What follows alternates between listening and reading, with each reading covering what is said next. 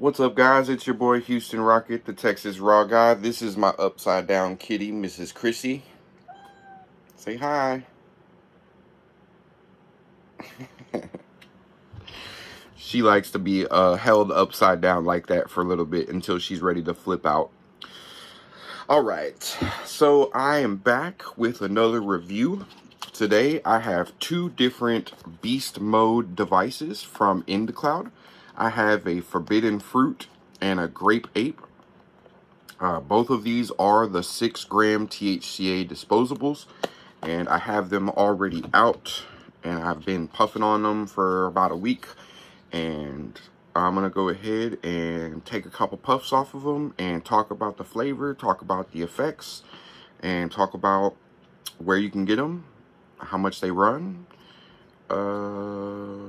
and all the features of the devices. All right, so let me take a quick sip of my coffee. My throat is feeling a little rough.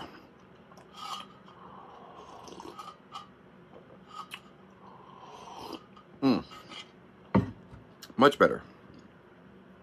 All right, so I have here two of Indacloud's beast mode devices. As you can see, I have both a grape ape and I have a forbidden fruit. Okay, now these are their 6-gram disposables with the updated hardware. And what that means is both of these do have the LCD screens. They have the battery charge, the puff count, and of course, nice little Indacloud graphic there. I don't know if you guys can see. There we go. Oh, that way. Indacloud. So, I'm going to go ahead and take some rips off of these. I'm going to start with the grape ape first. I'm going to go ahead and take a couple rips back to back, and we'll go ahead and talk about it.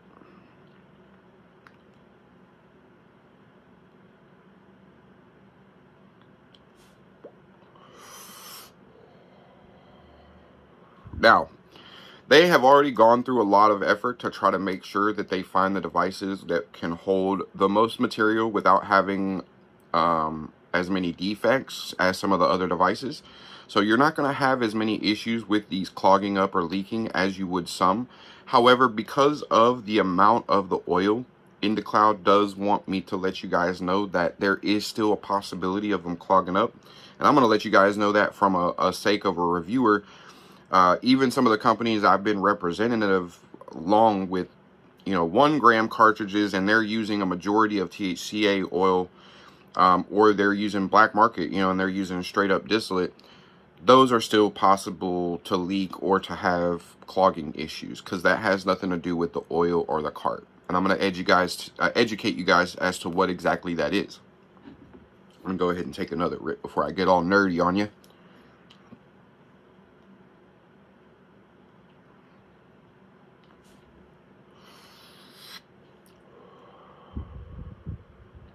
And probably not the best thing to do with these devices, but I've got to do one just for video's sake. I'm going to do a blinker.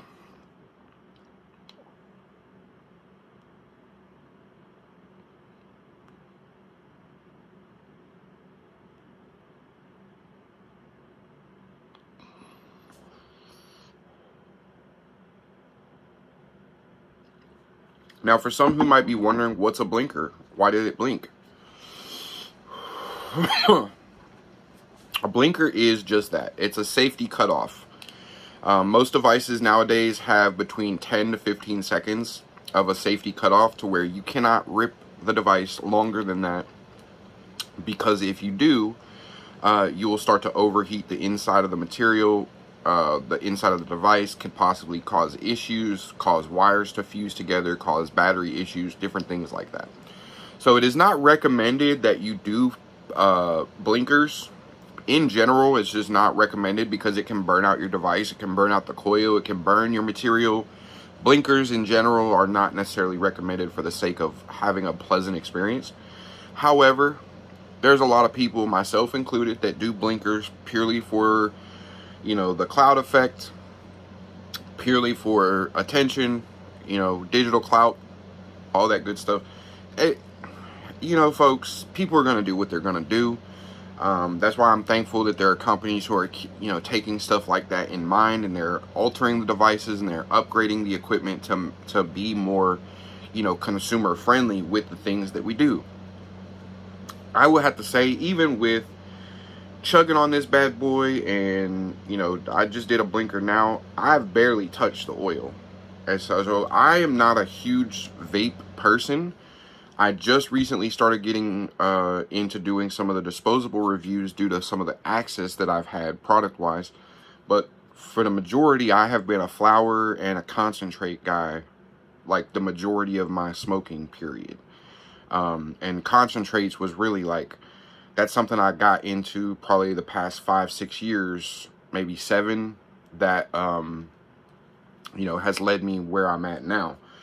The disposables, you know, this is a market that has been growing and emerging ever since like the CBD stuff really came out, and the Delta 8 stuff, they started doing like 3 and 4 gram of the Delta 8s because they were basically getting that oil so thin that, you know, if they were to just put 1 or 2 gram in there, it would either leak out or they would have issues with people finishing them too quick, quote unquote.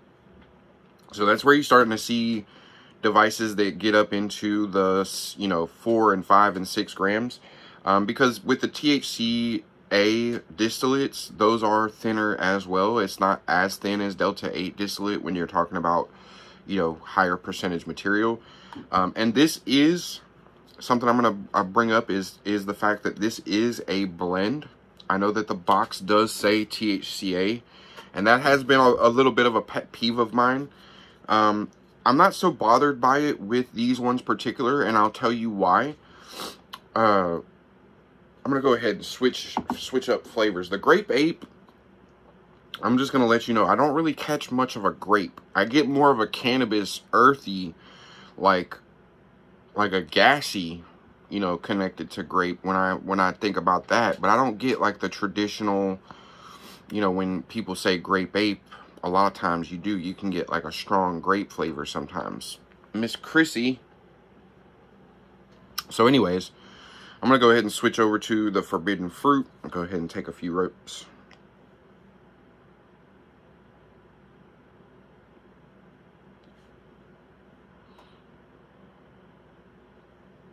Now the Forbidden Fruit has more of like a, there's like a fruity, tropical kind of thing going on there. There's like a little bit of grapefruit in my opinion. You have some other fruit flavors that I'm not quite sure of going on there. But getting back into what I was talking about with the devices themselves and the oil. The devices themselves have been, you know, I'm not quite sure the manufacturer of these. That's something I'll probably have to find out, you know, doing a little bit more digging research-wise. But I can tell you that these were all picked in-house, meaning they didn't just go out and buy these and then put their Indacloud name on them. These were something that they did, like, do some research on the device. They had their own graphics and, you know, branding and stuff like that put on them. And the oil is, you know, from another partner that they work with, you know, getting these filled. So with that, you know, my mention of the devices, the disposable in general, I'm going to kind of give some educational things on best practices to help keep these from clogging and leaking, like I was saying. So one of the first things is that you want to make sure that you always clear your hit after you've let go of the button. Meaning, when you press the button to hit it, after you've let go of the button, you want to still draw some air to go ahead and fully clear the airway of the device. I'll give you an example. We'll go ahead and hit the button for 3 seconds, let go, and then clear the airway.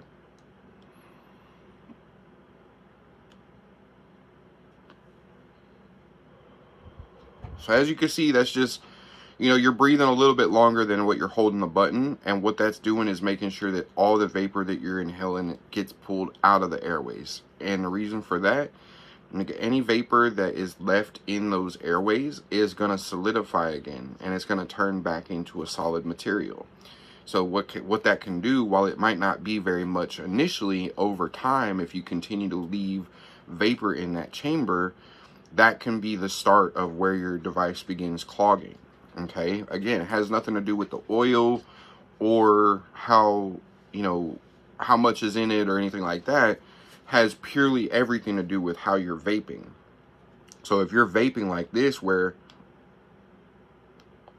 and you can kind of still see oil or vapor coming out of the top of the device whenever you're still breathing, that's not a good sign, because that's vapor still inside of the airway. You know, you can start to tell the difference after a few draws when you do that, pretty noticeably. Like I said, you can avoid that by just like drawing a little bit longer after you've pressed the button and then let go. So for instance, again, we're going to press it.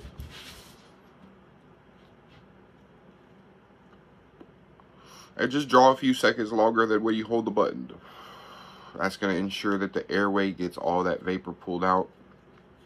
Now, even with that, because of the fact that these are holding so much material, there's a couple other factors that can contribute to oil buildup in that airway chamber, which is what ultimately causes the clogging and the leaking. Not so much the device or the oil, but just other habits that tend to lead to causing the device and the oil to leak or clog up. So with this oil, and with the coils that they use to vaporize the oil, that coil is called an atomizer. Okay, what happens is that atomizer heats up to the temperatures based off of the voltage, and then with the heat settings that are in place, that will vaporize the oil, and it will come through the chamber to where you breathe out the vapor, right? I.e., press the button, draw,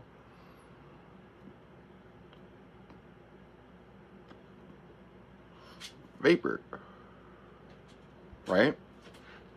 Now, if you live in a warmer area, or you keep your house warm, or you leave it in a warm vehicle, those are all things that can contribute to this oil being thinner and absorbing past the point that the coil can keep it subdued into the container.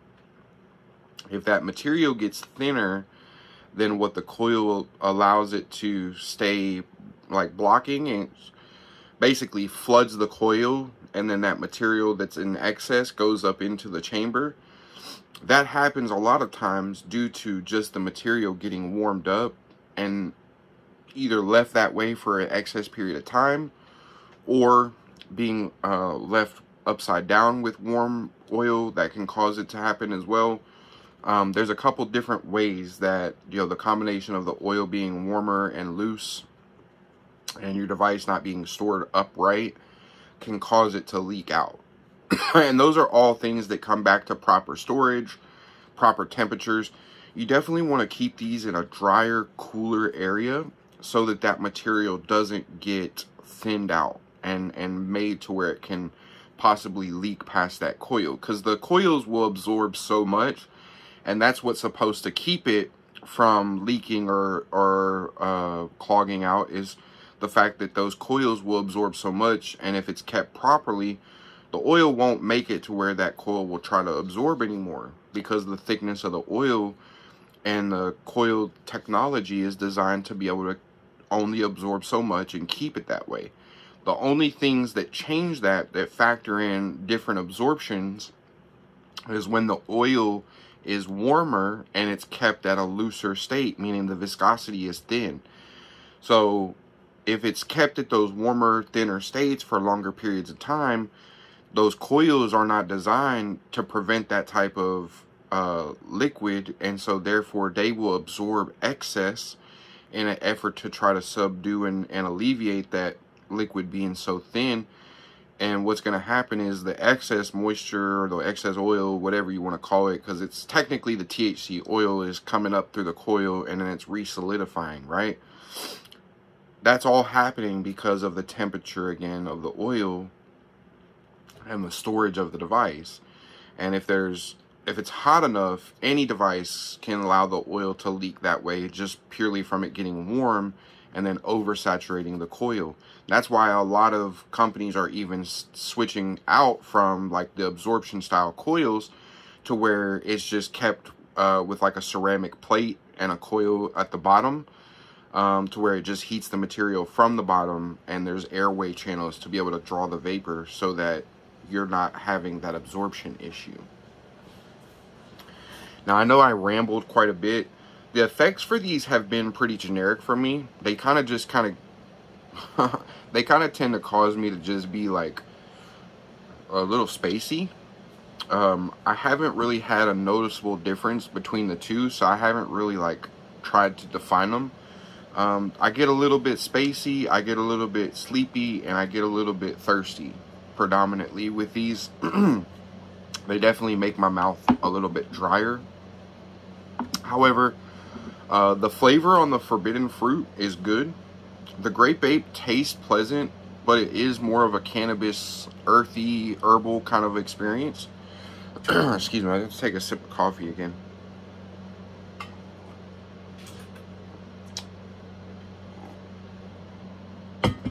But the overall effects, I wanted to mention the fact that, you know, these are blends.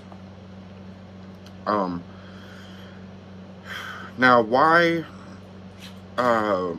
do companies do blends and then put, you know, predominantly one thing on the packaging? I don't agree with it 100%, but I can understand it. Because of the fact that out of the cannabinoids in the device, that is the predominant cannabinoid that is used. Okay, so that's the reason why they're marketed as THCA diamond devices, is because out of the cannabinoids that are in there, that's the one that has the predominance overall, is the THCA. Now, on the COAs, you can look and see there's about 1 gram of THCA, and then there's about 5 grams of blended material. Now, out of that blended material, that's a full... Forgive me, Chrissy just decided to ring the bell on her bowl. I guess she's still hungry. But on these devices, with the oil, basically, the 5 grams is a full spectrum blend. And that's a, you know, pretty good breakdown of all those cannabinoids that are in there. Whereas the THCA, in and of itself, there's a solid gram in the entire device, right? So it's not necessarily that it's 6 entire grams of straight up THCA. It's 6 grams total of vapable oil, and it is a more like full spectrum cannabis blend, because there's other cannabinoids in there. There's delta 8, there's delta 10, there's CBG, CBD, CBN, I believe, along with the terpenes. These are live resin, so these are cannabis-derived terpenes. All of that kind of comes back into play with the overall total amount of oil, right? So it's you know, obviously not any company is going to have 100% THC or THCA or anything like that, because there's different factors that go into the oil and what gets used to be able to make it vapable for the device.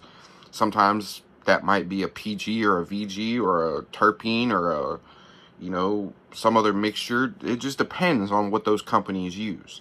This particular company chose to use all cannabis product, basically, so it's nothing in there that isn't cannabis derived, and that includes the terpenes. So that's one of the reasons why I'm still okay promoting this brand and these devices, is because even though it is a blend, number one, it's not a blend that's misleading. For instance, Serene Tree had a Delta 9 product that was predominantly Delta 8. That is a misleading product, right? This is a THCA product, and the predominant product and ingredient is THCA. I'm pretty okay with that. You know, if I go to the grocery store and I buy a gallon of milk and I start reading my ingredient list on the milk, and I come to find out that you know, 80% of my milk is orange juice, I'm going to have a fucking problem. I didn't want orange juice. If I did, I would have bought orange juice. Does that make sense? So there are products out there where they are adversely labeling these products one thing and knowing damn well that the COA says that that's not even the predominant ingredient, that that's like a minor ingredient. And if you don't think I'm being truthful with Serene Tree when I say that, double check it. They might have changed it by this point, but the last I checked, their Delta 9 dabs and their Delta 9 vapes were predominantly D8. These blends, while it does have Delta 8 and it has Delta 9 and it has Delta 10, it has CBD and CBT and CBN and CBG, the predominant cannabinoid in that vape oil is THCA. There's a solid gram of it out of the whole mix. So that's the difference that I want people to take into factor in consideration when they think about blends from some companies versus, you know, a company that, you know, it's still a blend, but they're leading it with the predominant ingredient in that blend, if that makes sense. So I'm going to go ahead and take a double rip off of this. I got both of these here.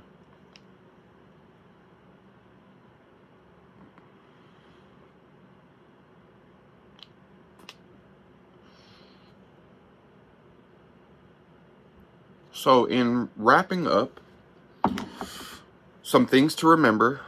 Always take a little extra puff if you don't mind either. Like after you've finished, just clear those airways out of the vape every time. It takes that long. Plus, that's going to make sure there's no vapor in there that can solidify. That's going to help prevent clogging as much as possible. Try to avoid storing them upside down. While the oil's thick enough that it's not going to necessarily run right out of the top, if you store it upside down and these get warm enough, that oil will eventually start to leak out of the mouthpiece. Okay? They have silicone gaskets. They have things that are meant to prevent that. But anything long enough with enough time and enough, you know, pressure, which is ultimately heat over time and weight it down, there's going to be some results. All right. And with these particular types of devices, while there's as many factors in place as possible to prevent leaking and clogging, even the best will still leak or clog if they're not properly kept. So being left upside down in warm places, no bueno. Do not refrigerate. While a lot of people might think that that would be the way to go since you don't want them to get warm, these are electrical devices, and putting them in the refrigerator is just as bad of an idea as storing them upside down in a warm container, because the electrical components will begin to build up condensation because there is moisture in these. There is liquid in these, all right? And it's a very thick liquid. So that condensation is going to begin to break down the electrical components, and it's going to begin to cause short circuiting, frying of the wiring, a whole host of different issues that you don't even want to begin to deal with, because to be left with all of your oil in a device that don't function would be a sad, sad day. And that's the last thing that I or anybody wants, including the company. So please do not refrigerate your disposable devices. If it's a cart and it is separate from the device, that's one thing. You can refrigerate carts, okay? Devices, don't do it. You're going to have a bad time. Even when you're refrigerating carts, you want to make sure you let those come back down to room temperature and there's no condensation on that bad boy before you put it in the battery, all right? So there's some major differences and there's some major don'ts you don't want to do when you are storing carts that way.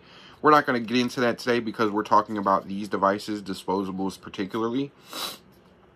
But with there being this much material in these devices, don't put them in the refrigerator either. If you don't think that you're going to vape all of this in a manner quick enough, 6-gram devices might just not be for you. there are smaller devices. Indacloud has 1 and 2 gram devices. Other companies have 1 and 2 gram devices. So don't think that just because this is what I'm showing right now that this is all they've got. This is just what I'm reviewing because this is what I've got right now. Okay? So the Grape Ape and the Forbidden Fruit, out of the two, I would definitely say that the Forbidden Fruit is my favorite. The flavor, the effects, all together just kind of like round out to a good experience. I don't mind this. The experience flavor-wise is not awful, and it's not, the effects, you know, are like I said earlier, they're about the same. So it just, you know, the flavor on this one is nice enough that like it just adds to the experience, whereas like the flavor on this one is not bad, but it's not good. You know, for me, I'm not a big fan of whatever this is. I know it's Grape Ape, but like it doesn't taste like anything Grape Ape I've ever had. So with that being said, I might do a giveaway for the Grape Ape. We'll see. Maybe I don't know. We'll fucking figure something out. I always figure something out. But the Grape Ape and the Forbidden Fruit, I'm going to go ahead and wrap it up with these. I do have a new device review coming soon. Tomorrow, I've got a little bit of an interesting video that I'm doing with something completely different. But, yeah. So I hope you guys enjoy. This has been the Indacloud Beast Mode Grape Ape and Forbidden Fruit. If I get other flavors of these, I'll do, you know, new flavor reviews. If I try some of their other disposables, I'll review some of their other disposables. But until then, you know, check them out. You guys, you can use code ROCKET at checkout for 15% off your order. And then I will also be posting the gummy information as well whenever I do because I've got the gummy video and the disposable videos going up both today. Peace and much love, y'all.